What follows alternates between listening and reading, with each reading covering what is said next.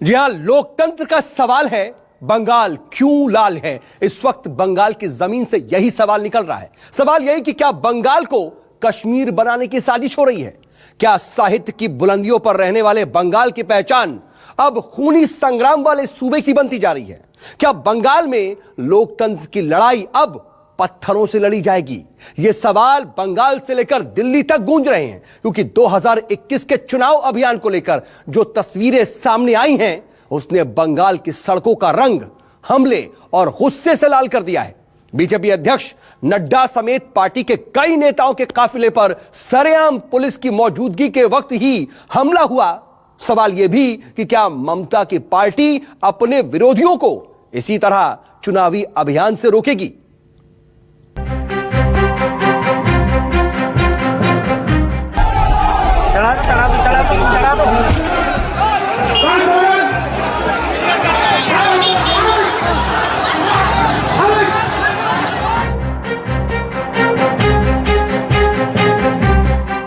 जुबां पर नारे, हाथ में पत्थर, बंगाल में सड़कों पर हंगामा जमकर।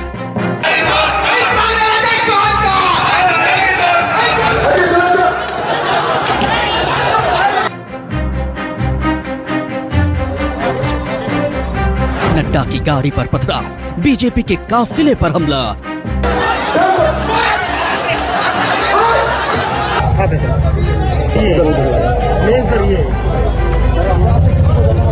पुलिस के सामने टीएमसी की गुंडागर्दी, बीजेपी नेताओं पर लाठी डंडे और पत्थर।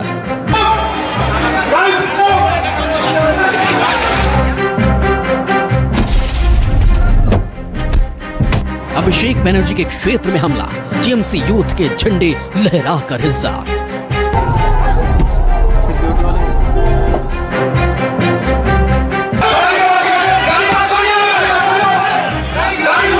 बीजेपी को प्रचार से रोकने की कोशिश, 2021 की जीत के लिए टीएमसी की साजिश। पश्चिम बंगाल की सड़कों पर राजनीतिक हिंसा का ये ताजा सबूत है। बीजेपी अध्यक्ष जेपी नड्डा और महासचिव कैलाश विजयवर्गीय समेत पार्टी नेताओं के काफिले पर सरेआम पथराव हुआ।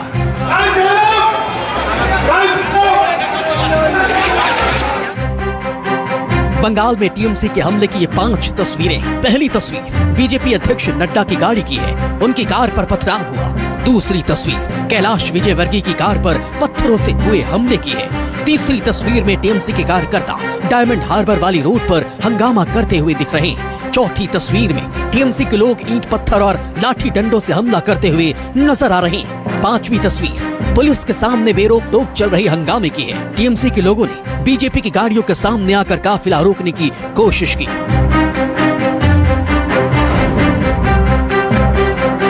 बंगाल के 2 दिन के दौरे पर आए नड्डा डायमंड हार्बर इलाके में जा रहे थे।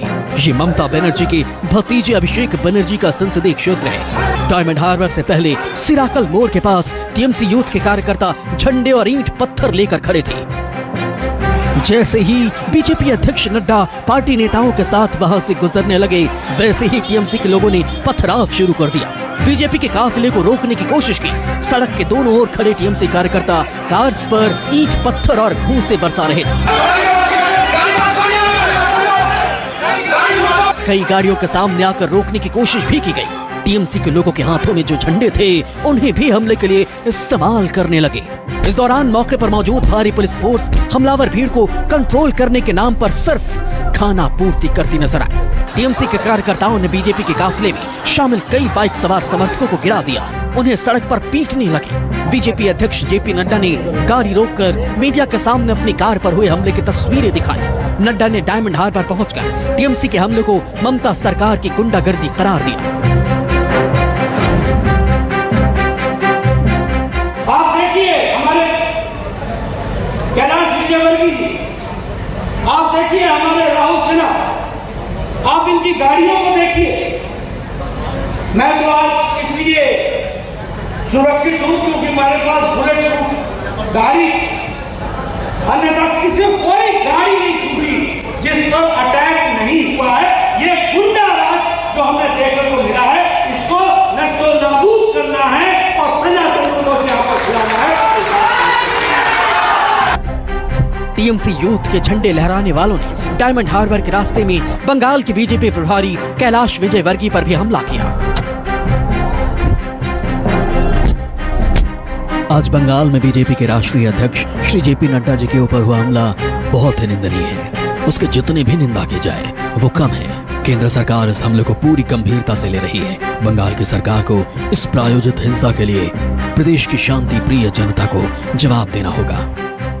बीजेपी नेताओं के काफिले पर सड़कों पर सरेआम हमले से बंगाल राजनीति का माहौल गर्म कर दिया है। बीजेपी ने इसे चुनावी अभियान रोकने की साजिश बताते हुए लोकतंत्र की हत्या करार दिया है। बीजेपी ने यह आरोप भी लगाया है हमलावर हो रही ममता सरकार उनके प्रचार अभियान से डर गई है, इसीलिए बीजेपी नेताओं पर टीएमसी कार्यकर्ता और पुलिस से हमले करवा रही है। बंगाल बीजेपी के प्रभारी कैलाश विजयवर्गीय की गाड़ी पर सामने से पथराव हुआ। डायमंड हार्बर जाते समय रास्ते में टीएमसी कार्यकर्ता उनकी कार पर चारों ओर से पथराव करने लगे। पत्थरों से हुए हमले में उनकी कार के सभी शीशे टूट गए। कुछ पत्थर तो कांच टूटने के बाद गाड़ी के अंदर तक आ गए। इस दौरान टीएमसी के झंडे लेकर जो लोग पथराव कर रहे थे उनके बीच पुलिसकर्मी भी मौजूद थे, लेकिन वो उन्हें नहीं रोक सके। माननीय नड्डा जी के पीछे हमारी गाड़ी थी, उनके ऊपर भी पथराव हुआ। उनकी तो बुलेट प्रूफ गाड़ी थी, पर हमारी गाड़ी पूरी तोड़ दी और टारगेट करके नाम चिल्ला चिल्ला के बोले। और मेरे ड्राइवर को चोट आई है, सिक्योरिटी को चोट आई है, मुझे भी चोट आई है। और मैं समझता हूँ कि अराजकता की हद है ये। बंगाल में क्या किसी राजनीतिक दल के राष्ट्रीय अध्यक्ष का इस प्रकार स्वागत होता है क्या? मैं बंगाल की जनता से पूछना चाहता हूँ। यहाँ पर डेमोक्रेसी की स्थापना करना है और मैं समझता हूँ जनता की जवाबदारी है कि जनता इस दिशा में निर्णय करे। इस हमले में कैलाश विजयवर्गीय, मुकुल रॉय समेत कई मीडिया कर्मियों की गाड़ियों के कांच टूट गए।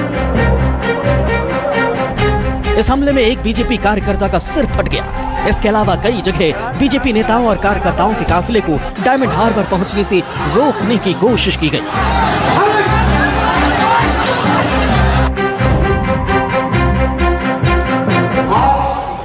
मैं यहाँ पहुंचा हूं तो मां दुर्गा की कृपा से पहुंचा हूं।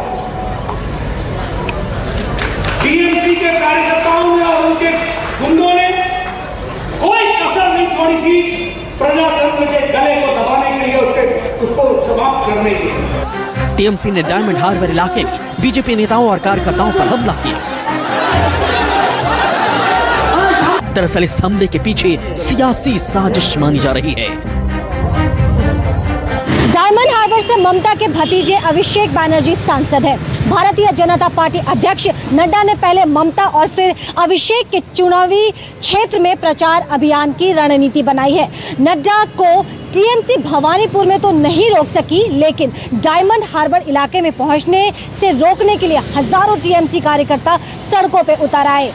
गौर करने वाली बात है कि हमलावर टीएमसी यूथ के झंडे लहरा रहे थे, जिसकी कमान अभिषेक बैनर्जी के हाथों में है। बीजेपी के काफिले पर हमला करने वालों के हाथों में टीएमवाईसी यानी तृणमूल यूथ कांग्रेस के झंडे थे।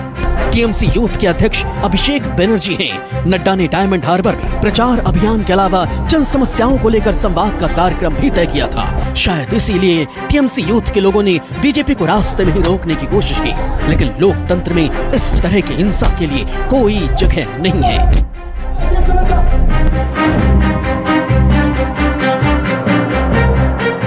श्रीमान नड्डा जी की कार पर हमला करवाया है, पत्थर फेंकवाए हैं। यह कायराना हमला है। पत्थर नड्डा जी के ऊपर नहीं फेंका गया है, पत्थर लोकतंत्र पर फेंका गया है। यह लोकतंत्र की हत्या का प्रयास है। बंगाल में बीजेपी नेताओं पर लगातार हमले बढ़ते जा रहे हैं।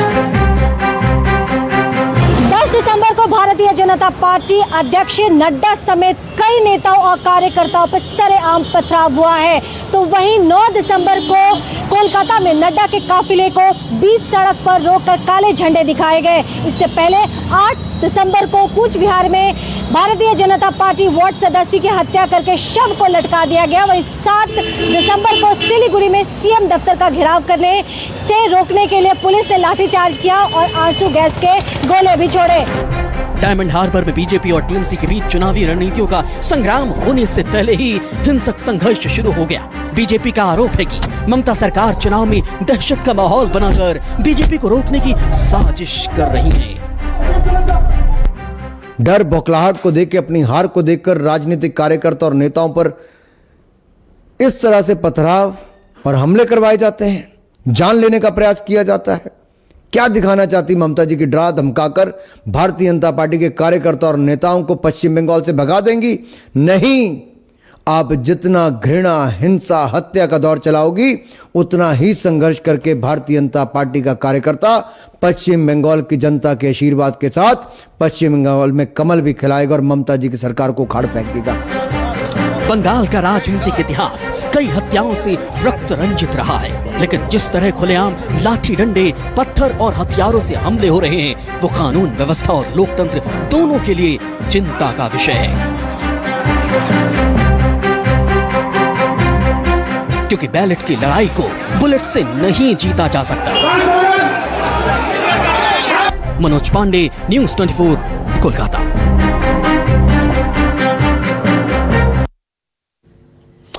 वैसे इन सब के बीच बंगाल में चुनावी हिंसा की असली वजह समझना बहुत जरूरी है, ताकि आपको यह पता चल सके कि आखिर बंगाल में चल क्या रहा है। तो चलिए आपको ग्राफिक्स के जरिए एक एक डिटेल बताते हैं। बीजेपी ने दरअसल पूरे राज्य में हर स्तर पर प्रचार अभियान शुरू कर रखा है, तो वहीं टीएमसी बीजेपी को अपने दबदबे वाले क्षेत्रों में रोकने की कोशिश कर रही है। इसके अलावा बीजेपी की ओर से गृह मंत्री समेत बड़े नेताओं के दौरे जो हो रहे हैं, वहीं टीएमसी को लेकर के बीजेपी का यह कहना है कि वो उनके बड़े नेताओं पर हमले से दहशत फैलाने की कोशिश कर रही है। इधर बीजेपी टीएमसी के मजबूत क्षेत्रों में कार्यकर्ताओं को तोड़ने की कोशिश कर रही है, तो टीएमसी अपने परंपरागत क्षेत्रों में बीजेपी कार्यकर्ताओं पर हमले कर रही है। इधर बीजेपी ने हिंदू बाहुल्य क्षेत्रों में वोट बैंक मजबूत करने की कोशिश शुरू भी कर दी है, जबकि टीएमसी हिंदू बाहुल्य क्षेत्रों में बीजेपी को घुसने से रोकने की लगातार कोशिश कर रही है। इसके अलावा बीजेपी की ओर से चुनावी रैलियां, जनसंपर्क अभियान और प्रदर्शन की रणनीति तैयार की गई है। तो टीएमसी पर आरोप यह है कि वो बीजेपी के चुनावी अभियानों को रोकने के लिए सरेआम हमले कर रही है।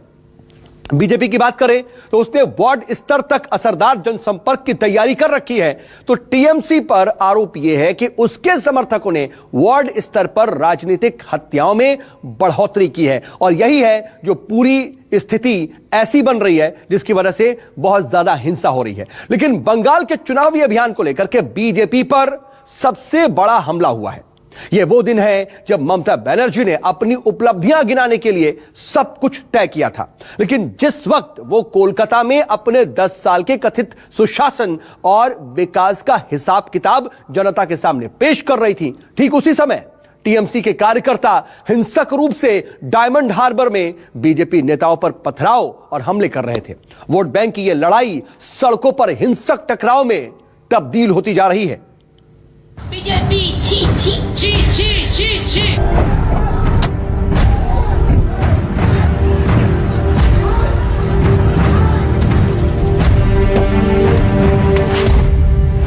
ममता ने दिया 10 साल का हिसाब, जनता के सामने आया रिपोर्ट का।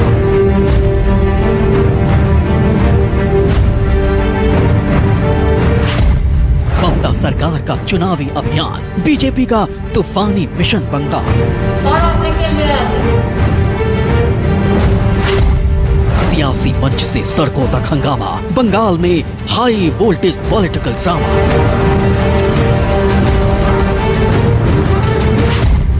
बंगाल में जो करेगा प्रचार, उस पर सरेआम होगा वार।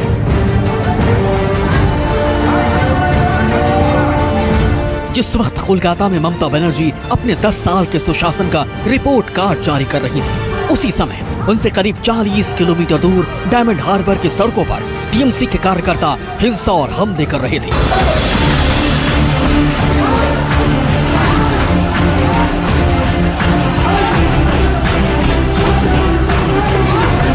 एक तरफ मुख्यमंत्री ममता ये दावा कर रही थी कि उनके राज में हर वर्ग का ख्याल रखा गया है। 10 साल में बंगाल की बेहतरी का भी दावा किया। सबूत साथी योजना, इसके तहत जनमानस को सूचनाएं देने में बंगाल को अग्रणी बताया।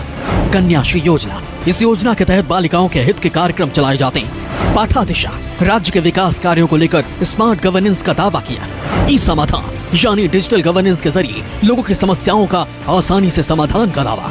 किसानों का विकास, किसानों के लिए विकास योजनाओं का दावा। हमारा भाई और बहन को भी बोलना चाहूंगी कि आप लोग चाहे बिहार हो, चाहे यूपी हो, चाहे राजस्थान हो, चाहे गुजरात हो, चाहे पंजाब हो, जो लोग बंगाल में रहते हैं, बंगाल आपको प्यार देते हैं, आप भी बंगाल में काम करते हैं, ये बात सच्ची है कि बीजेपी बंगाल का पार्टी है। बंगाल का पार्टी हमारा तृणमूल कांग्रेस ही है और बीजेपी नहीं है। बीजेपी को विश्वास मत कीजिए, भरोसा मत कीजिए। मुख्यमंत्री ममता ने चुनाव से पहले अपने 10 साल के कामकाज को विकास के नाम समर्पित होने का दावा किया है। उन्होंने अपने रिपोर्ट कार्ड में समाज के हर वर्ग का साथ देने का दावा किया है। ममता सरकार ने अपने 10 साल के रिपोर्ट कार्ड में खुद को हर कसौटी में कामयाब दिखाने का दावा किया है।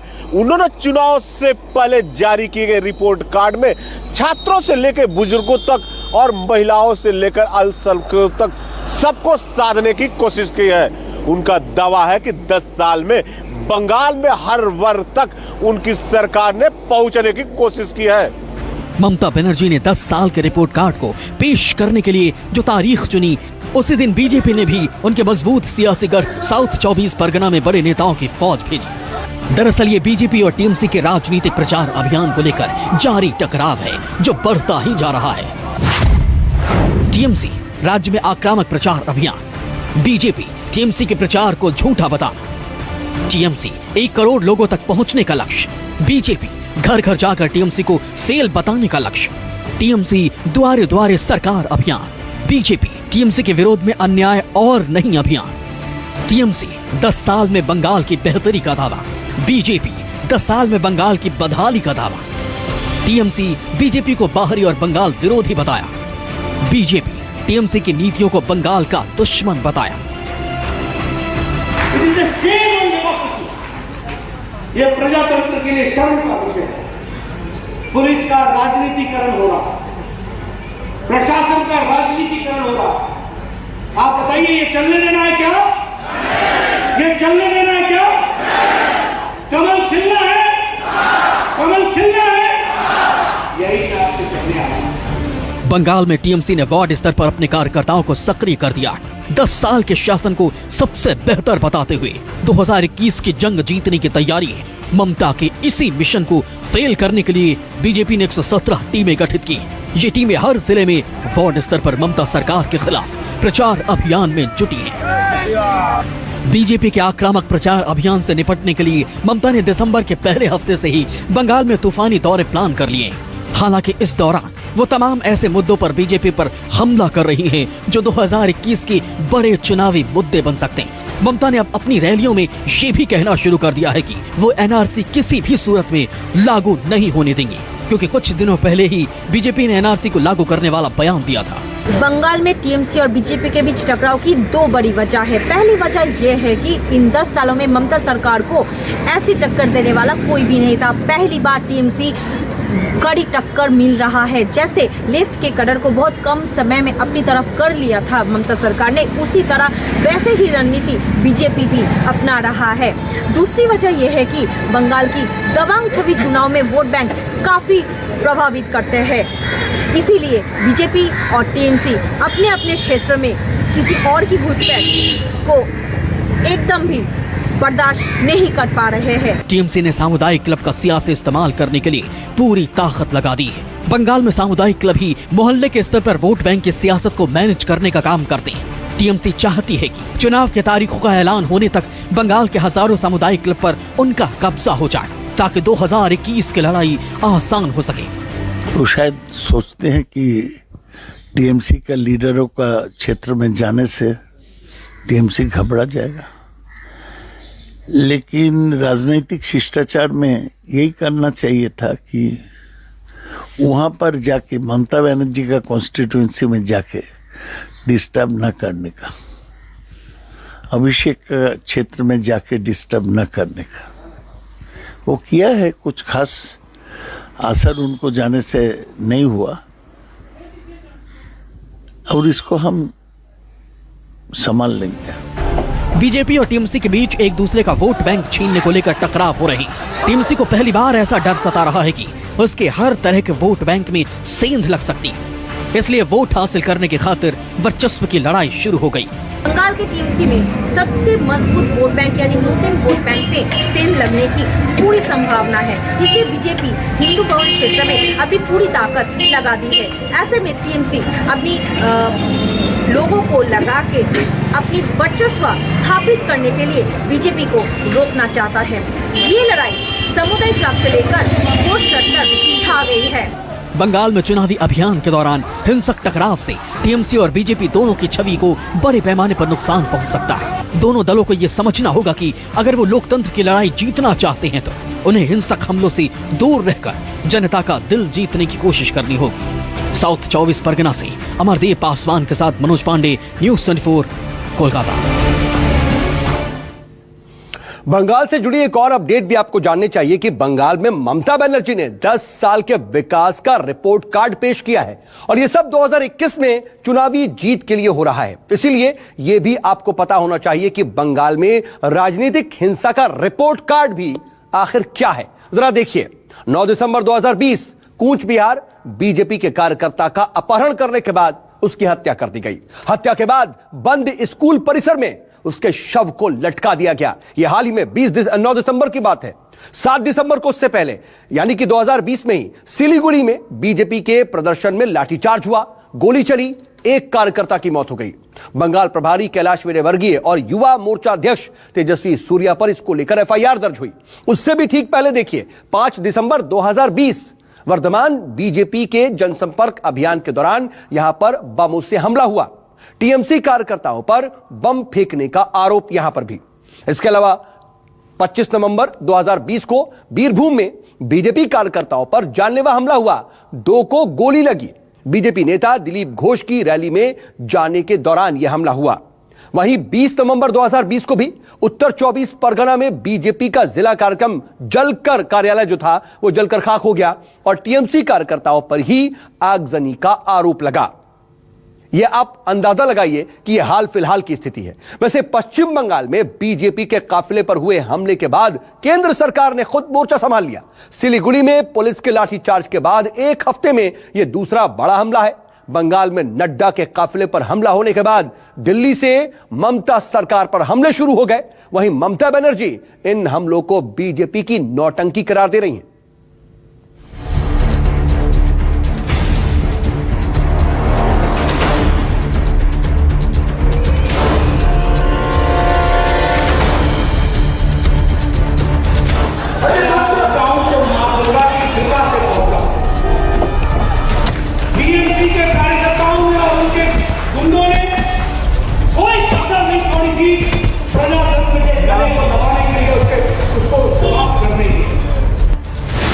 बंगाल हिंसा के खिलाफ केंद्र सख्त, ममता सरकार से जवाब तलब।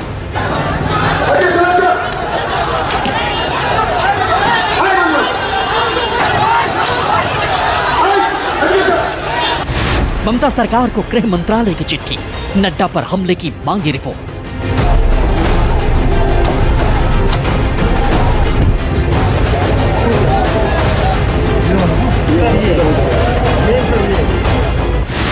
बंगाल में टीएमसी की हिंसा पर केंद्र सरकार ने संभाला मोर्चा।